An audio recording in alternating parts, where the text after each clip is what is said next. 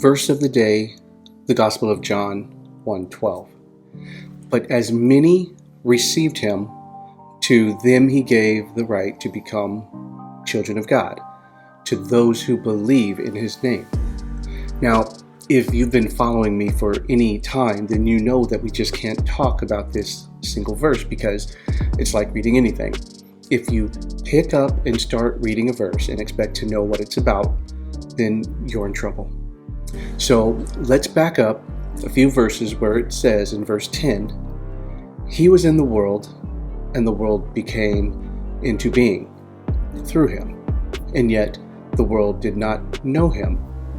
He came to his own people, and his own people did not accept him. But as many as received him, to them he gave the right to become the children of God, to those who believe in his name. But in verse 13, who were born not of blood, nor of the will of the flesh, nor of the will of man, but of God. So, what does it all mean?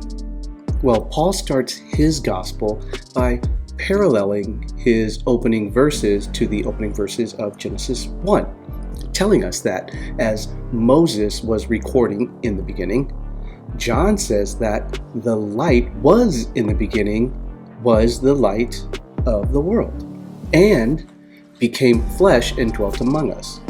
His own, the Jewish people, they didn't accept him. Now, the bigger but is that as many as received him, meaning the non-Jew or the Gentile, you and me, he gave the right to become children of God to those who believe. And the way we know this is speaking to us.